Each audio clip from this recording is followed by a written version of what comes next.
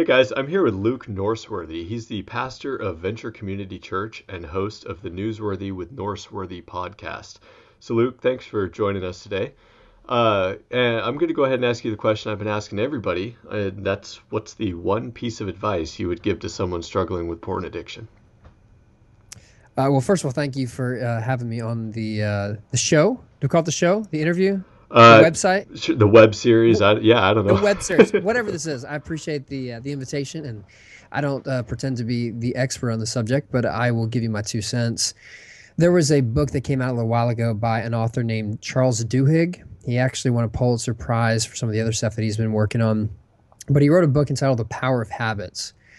And his basic point is like, we're all really just this culmination of the habits that we have. And he kind of breaks down habits into 3 steps. The first is the cue, then the behavior, and then the reward.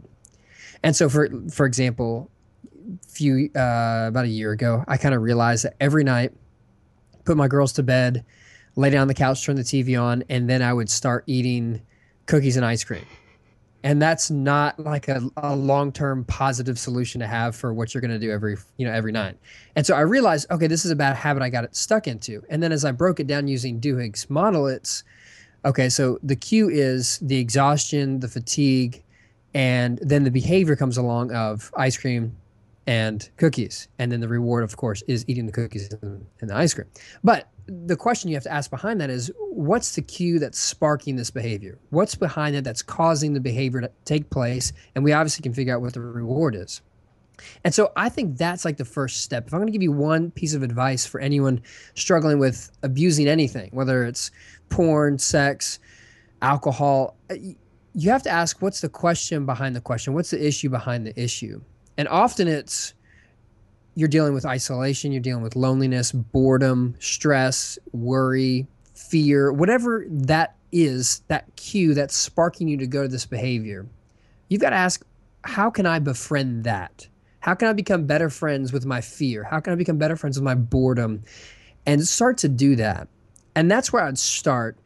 And in doing that, what I would want to do, and this is where I think the Christian thing comes in, is start wondering, what does God say about that? And I think behind all of those things is ultimately the thought that I am not accepted for this. I'm not accepted to be a man who is fearful. I'm not accepted to be a man who gets stressed or lonely or bored. And I think what everyone needs to hear is what Jesus heard before he did anything in his ministry. Before he feeds anyone, before he walks on any water, before he raises anyone from the dead, his Father tells him, "This is my son with whom I'm well pleased."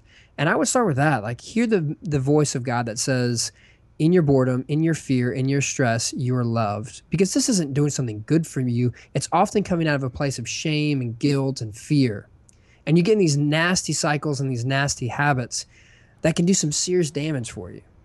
And so I think you'd start listening to what God says about you, not what those voices say. When I was just about to get married, some 13 years ago, a neighbor found out that I was just about to get married. And so this was an older gentleman. I think he had maybe some mental handicap of some sort. And so he walks over to my house and he says, "Hey, Luke, I hear you're about to get married." I said, "Yeah, I'm very excited. 2 months from now I'm getting married." And he goes, "I got you something." He pulls out from behind his back like this old pornographic magazine. And he goes, "I thought this might help you." And I'm like, "I appreciate the gesture, but I really don't think that's helping you." And I think most of us realize it's not helping us. Whatever sort of abuse that we're doing to our sexuality, it's undoing something that we are created to have as a pure, beautiful thing. And I think the way that you deal with that is you ask, what's the issue behind the issue? And that's where I think you can start. And then you bring accountability and bring you maybe a counselor or someone else who can help you with that. But you got to figure out what's the issue behind the issue. Yeah, I think that's wonderful advice. Thanks for sharing that with us, Luke. Tell people where they can find out more about you and your ministry. My Twitter handle is @LukeNorsworthy, which is also my website, LukeNorsworthy.com. You can check out more stuff there, and I'm on iTunes as well. So Twitter, my website, iTunes, all that. Okay. And yeah, guys, all the links to that stuff will be in the show notes, and definitely check out Luke's podcast. It's I've listened to a couple episodes now, and it's been great. So, Luke, thanks for joining us, and good luck in your ministry. Thanks, Stephen. Appreciate it, man. All right, see you.